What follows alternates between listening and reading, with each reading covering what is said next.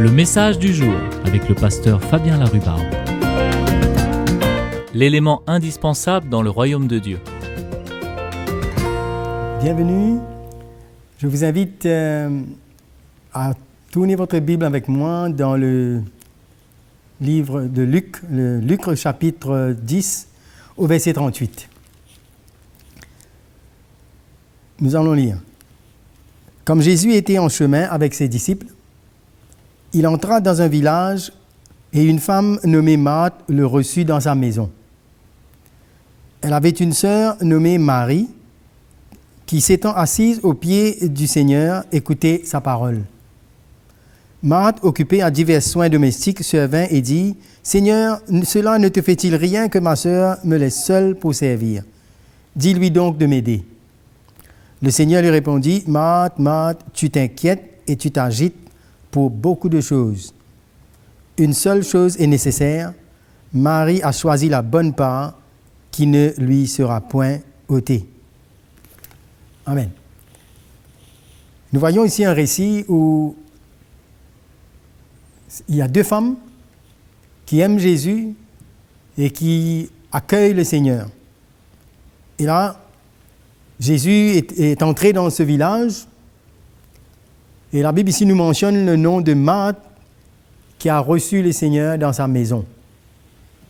Et les deux personnes vont avoir une attitude différente en accueillant Jésus.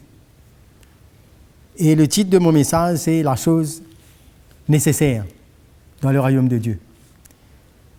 Donc, on voit que Marthe a reçu Jésus.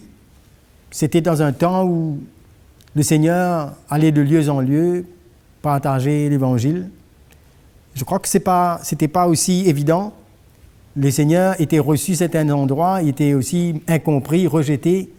Cela pouvait attirer aussi la persécution. Mais quand même, Marthe a voulu recevoir Jésus parce qu'il aimait Jésus, il croyait en Jésus, elle croyait. Et donc pour elle, c'était sa manière à elle de montrer à Jésus son cœur. Elle voulait servir le Seigneur. Et nous voyons que Jésus, la parole de Dieu, nous décrit un peu ce qui se passe dans cet accueil. Et l'autre sœur, Marie, elle est restée assise aux pieds du Seigneur et écoutait sa parole. Alors nous voyons que pour Jésus, ces deux attitudes différentes, Jésus va avoir sa façon de voir.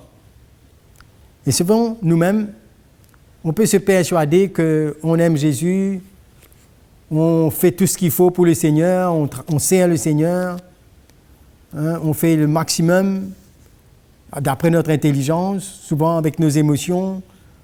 Je ne sais pas qu'est-ce qui motivait Marthe. Pour elle, c'était de bien faire, de bien organiser, d'organiser toutes choses extérieurement pour que Jésus puisse manger, boire, pour que Jésus soit bien accueilli. Donc, c'était sa façon de faire. Souvent, on peut être pris au piège de vouloir faire les choses pour Dieu, de vouloir se préparer, de faire les choses extérieures, de prendre beaucoup de temps, de donner beaucoup d'énergie. C'est l'homme naturel.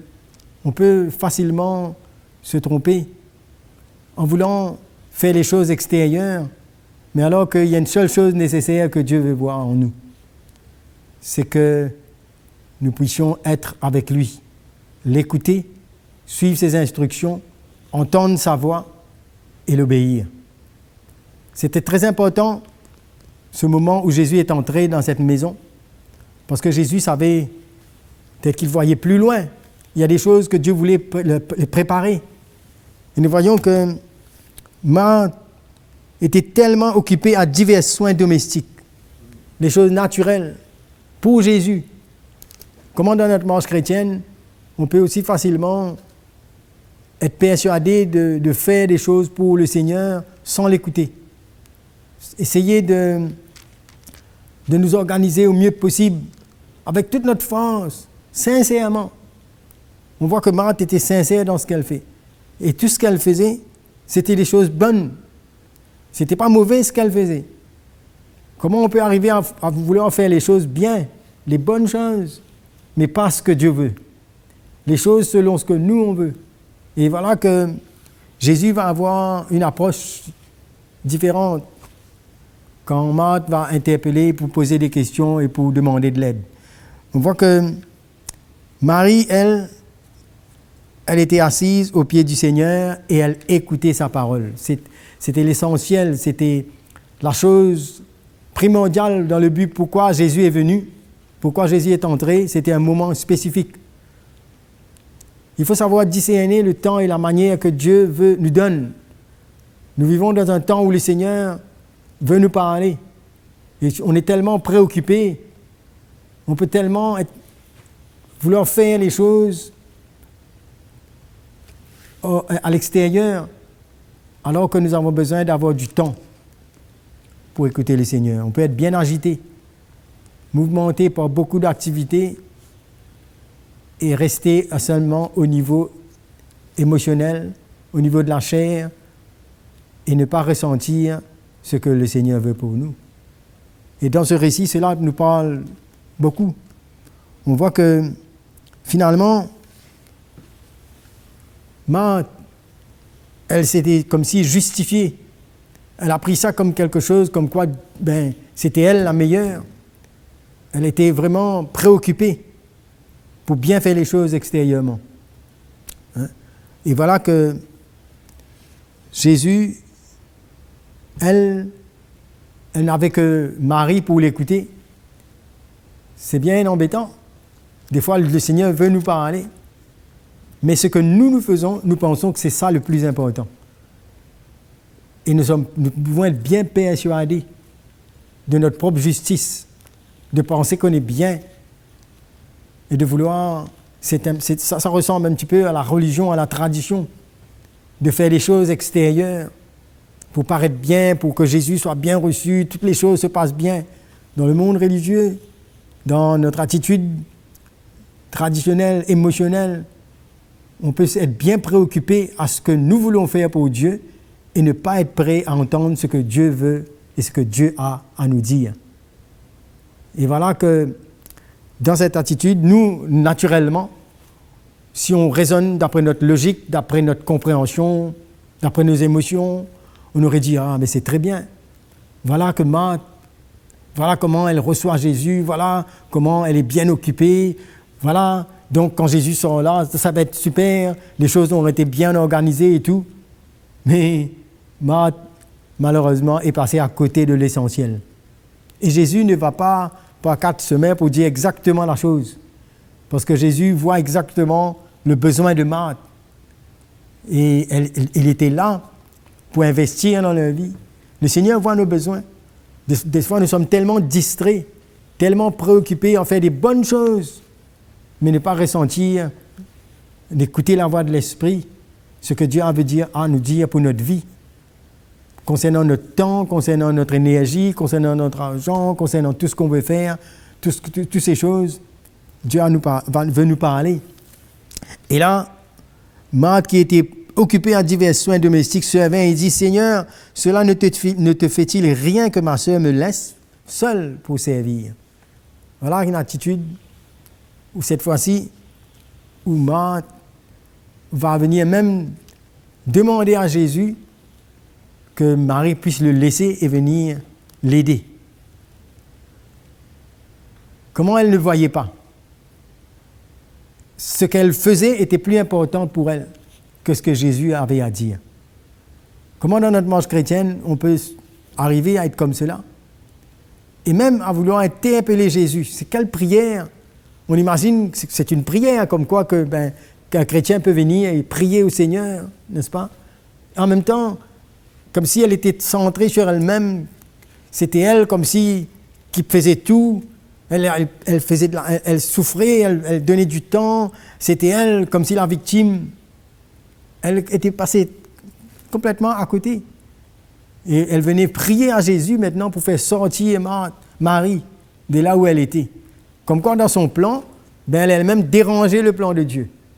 Déranger ce que Dieu avait à faire pour attirer Marie vers les choses qu'elle avait à faire. L'homme a le pouvoir de faire ces choses aussi, de déranger le plan de Dieu pour ce que l'homme veut faire, ce qu'on croit être bon. Ça, c'est un danger, ça. Quand on a une force en nous-mêmes, de pouvoir nous-mêmes lutter et aller jusqu'au bout dans ce que nous, on veut faire, même pour Dieu. Nous voyons comment, dans l'Ancien Testament, il nous parle de Caïn et Abel, deux hommes qui voulaient offrir un sacrifice. Un a fait un sacrifice selon le cœur de Dieu qui allait s'aligner avec ce que Dieu allait faire. Abel a offert une vie, alors que l'autre a offert le fruit de la terre, Caïn, et Dieu a approuvé un sacrifice et il n'a pas approuvé l'autre. Pourtant, les deux ont offert un sacrifice. Ils ont voulu faire quelque chose pour plaire à Dieu. Mais Dieu avait choisi. Comment Dieu voit notre vie?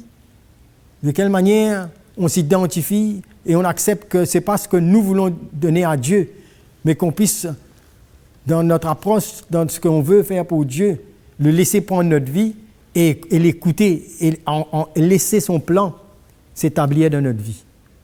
Et non pas nous imposer à Dieu ce que nous voulons.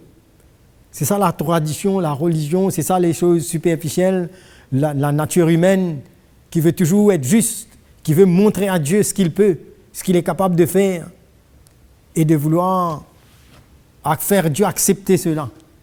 Et Jésus était là, et Marthe n'avait pas discerné que c'était plus important pour elle d'écouter Jésus. Après, elle aurait pu faire ces choses. Mais ce sont des choses qui nous demandent à réaliser, à réfléchir. Comment dans notre intelligence, dans notre chair, en voulant bien faire, on peut arriver à passer à côté de ce que Dieu veut. On a besoin d'avoir cette écoute. C'est pourquoi, quand l'Esprit de Dieu a poussé ses apôtres à écrire cela pour nous, quand cela est écrit, c'est pour nous faire réaliser que Jésus ne voit pas les choses comme nous on voit. Et là, dans cette demande, il dit à Jésus, mais dis-lui donc de m'aider. C'était comme une prière, mais vous savez, toutes les prières qu'on dit à Dieu et qui viennent de notre propre intention, de notre chair, de notre propre désir, le Seigneur ne répond pas. Il nous aime, mais le Seigneur n'allait pas sortir de son chemin pour aller dire à Marie, mais écoute Marie, mais arrête un peu maintenant, tu vas m'écouter plus tard. Allons nous aussi, allons aider Marthe dans la cuisine maintenant pour aller faire la vaisselle, pour aller préparer la cuisine. Mais non, là Jésus a repris Marthe pour ce qui est essentiel dans sa vie. Parce qu'il y a des choses qu'on peut être tellement animé par beaucoup d'activités, par beaucoup de choses, que derrière cela, il y a peut-être même la pitié de soi, il y a peut-être même notre intérêt personnel, il y a nos ambitions, il y a beaucoup de choses qui se font au nom du Seigneur, mais qui n'ont pas l'approbation de Dieu et qu'on n'écoute pas le Seigneur ce que lui il veut. Et là, regarde où ça a emmené à voir les choses dans le naturel. Elle ne comprend même pas les choses que Jésus avait à dire. Comment est-ce que la parole de Dieu peut nous arrêter quelque part? Qu'est-ce que nous entendons de Dieu pour notre vie? Est-ce que nous étouffons ce que Dieu veut pour nous par rapport à nos activités, par rapport à ce que nous voulons, ce que notre force, notre intelligence veut produire, alors qu'on a besoin d'entendre une parole peut-être? Marie était assise au pied du Seigneur. Et dans la suite, quand on voit un peu comment il est arrivé que Lazare est mort et Jésus est repassé, il a ressuscité Lazare, il a dû les encourager. Mais je crois qu'il y a des choses que Dieu veut nous donner pour nous préparer.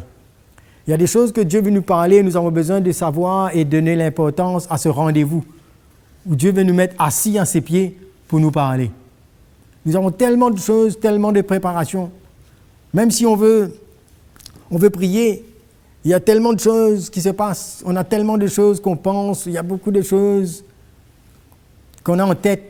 Et même dans nos prières, on peut arriver à même à demander à Dieu des choses selon notre intelligence. C'est pourquoi il nous dit que nous avons besoin de l'Esprit pour nous aider à prier selon la volonté de Dieu. Nous voyons, c'est une prière, c'est une requête, une demande à Jésus. Mais que Jésus ne répond pas. Dieu répond tout le temps, mais pas souvent par oui. Il peut répondre aussi par non et il peut nous corriger. Et voilà que dans ce récit, Jésus va répondre. Dans le verset 41, le Seigneur lui répondit, Marthe, Marthe, tu t'inquiètes et tu t'agites pour beaucoup de choses. Et pourtant, c'était pour Jésus qu'elle devait faire cela. Mais Jésus lui dit, mais tu fais beaucoup, tu t'inquiètes. Des fois, on peut être inquiet, on peut s'agiter, on peut se mettre un fardeau de ce que nous, on veut faire pour Dieu à notre manière. Alors que le Seigneur, sa parole, la direction de son esprit, la manière que lui, il veut faire les choses est différente et qui peut emmener beaucoup de fruits, beaucoup plus de résultats dans notre vie. Et là, nous voyons que Jésus lui dit, tu t'inquiètes et tu t'agites. Jésus savait. Hein? Jésus ne lui a pas dit que ce que tu as fait n'est pas bien. Non, au contraire, c'était bien ce qu'elle a fait. Mais tout ce qu'on fait de bien n'est pas nécessairement ce que Dieu veut.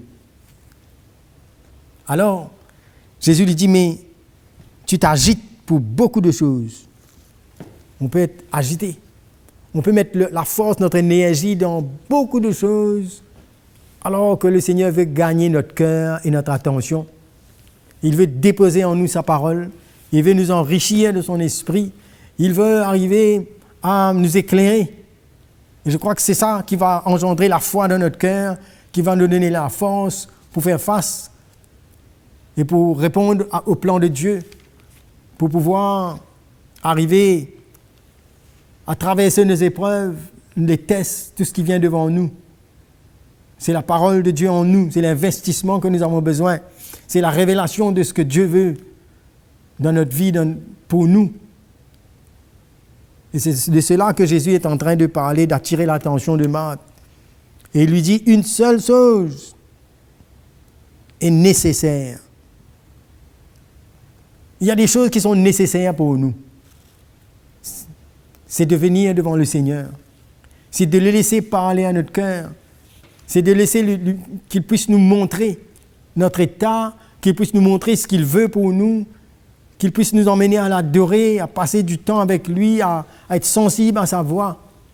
L'attitude de Marie qui était assise, elle était préoccupée différemment. Alors que Marthe était préoccupée à ce qu'elle faisait, mais Marie était préoccupée à entendre ce que Jésus avait à dire. Je crois que ce que Jésus a à dire à notre vie, sa parole, est bien plus importante que toutes ces choses pour lesquelles nous sommes préoccupés et agités dans notre vie. Nous avons besoin beaucoup d'humilité.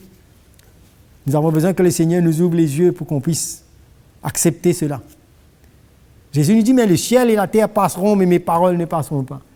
Il y a beaucoup de choses que plus nous donnons du temps, plus nous aurons encore besoin de faire. Mais il y a des choses où nous avons besoin d'attendre, de donner du temps au Seigneur pour écouter, pour laisser son esprit nous parler. Jésus passait beaucoup de temps. Avant d'aller prêcher de village en village, il passait beaucoup de temps à écouter son Père, passer du temps dans sa communion. Dans notre marche chrétienne, dans notre service pour Dieu, on a besoin d'entendre le Seigneur. C'est trop facile, c'est bien facile de faire beaucoup de choses. Et pour Jésus. Mais là, Jésus met l'emphase sur la chose nécessaire.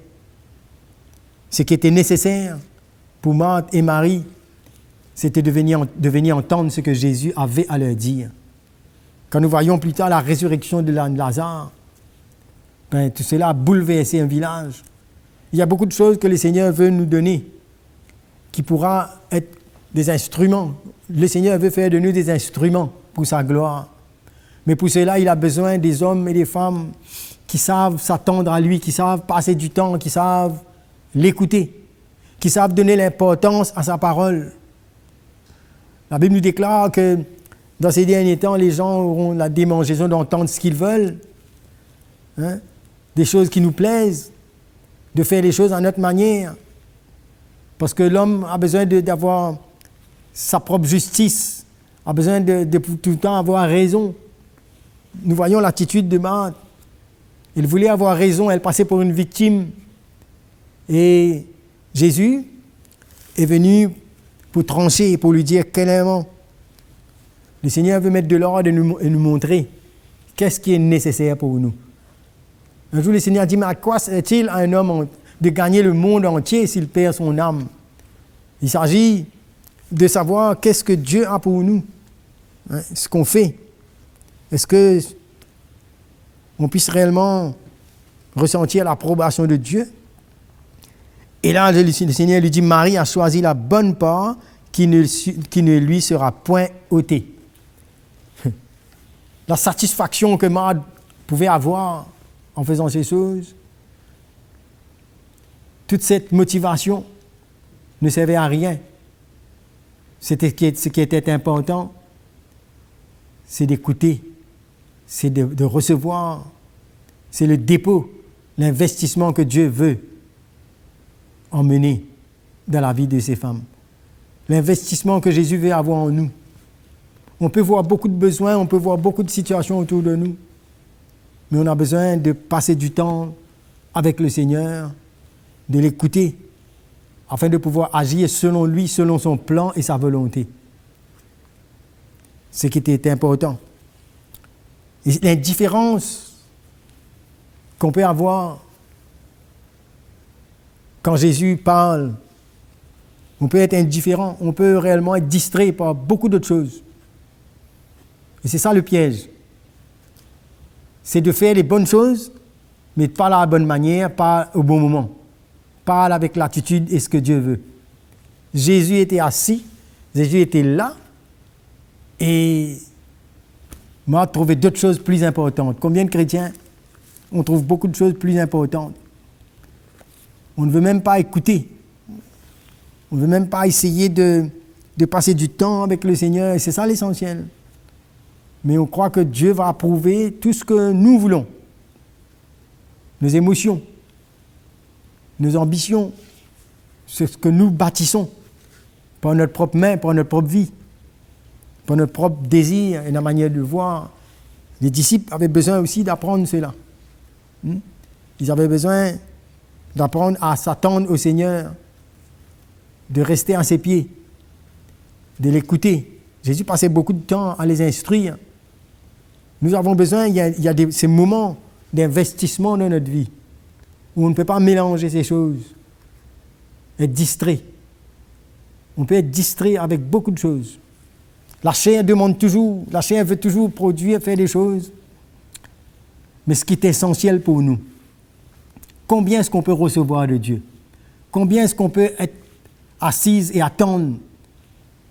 Je veux dire, je ne parle pas de ne rien faire, je parle de donner à Dieu le temps qu'il nous demande, d'être à l'écoute, d'être sensible à sa voix. Et ça, c'était l'attitude de Marie. Elle était sensible. Ce que Jésus disait avait de la valeur pour elle. Quelle valeur nous donnons à la parole de Dieu dans notre vie? Est-ce que ce que nous voulons faire qui est plus important? Des fois, je me vois avec des gens qui, comme s'ils donnent plus d'importance à ce que nous pouvons faire, nous pouvons construire, mais on ne veut pas donner l'importance à ce que Dieu veut faire. Mais c'est important. Parce que Jésus a à dire. Et là, Jésus dit, mais Marie a choisi la bonne part. Ce qu'elle a fait est exactement ce que Dieu voulait. Elle était au rendez-vous, au bon moment, avec le cœur qu'il fallait. Elle n'avait rien à redire. Et elle était là, écouter sa parole. On a besoin de savoir écouter. Hein? Et cela nous coûte quelque chose. Nous coûte de laisser les choses, de laisser ce que nous voulons. Et cette parole, il nous dit, Marie a choisi la bonne part qui ne lui sera point ôtée. L'investissement, ce que Dieu peut construire dans notre vie, cela dépasse toutes nos agitations, toutes nos luttes, tous nos propres efforts, toute notre propre justice. Ce que Dieu peut parler dans notre cœur peut bouleverser. Une parole, une révélation de ce que Dieu veut dans notre vie, au milieu de toutes nos situations, au milieu de toutes nos agitations. Cette parole peut emmener un miracle dans notre vie. Quand Lazare est parti et mort, il a fallu que Jésus leur instruise pour lui dire « Je suis le chemin, je suis la résurrection et la vie. » N'est-ce pas? Jésus avait besoin de déposer en eux cette parole, une parole de foi. Dieu ne parle pas pour rien. Quand nous écoutons le Seigneur, il investit sa parole en nous, cette révélation nous donne la foi pour notre vie, pour demain. La victoire que nous aurons demain dépendra de combien nous aurons laissé sa parole plantée, enracinée dans notre vie. Comment l'Évangile doit gagner notre cœur, comment la parole de Dieu doit prendre une place importante dans notre vie aujourd'hui. Avec toutes les oppositions, avec toutes les séductions, les tentations, et toutes les persécutions, tout ce qu'il y a devant nous. C'est un monde fou qui va à 100 à l'heure. On a besoin d'être enraciné dans le Seigneur, on a besoin d'écouter.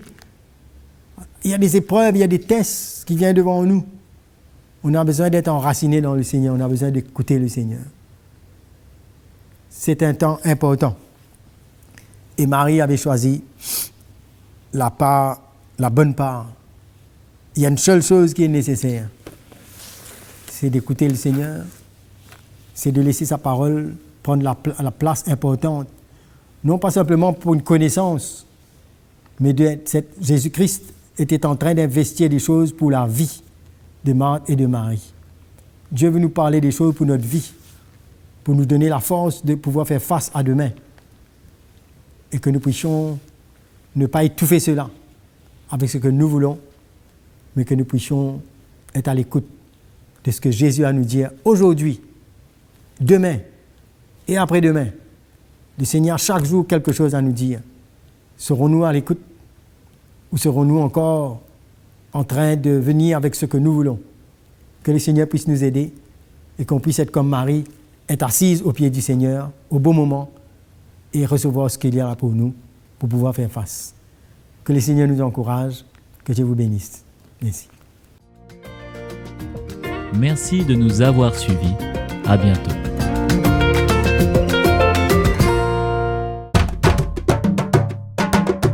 Pour plus d'informations, visitez le www.ctmi.org.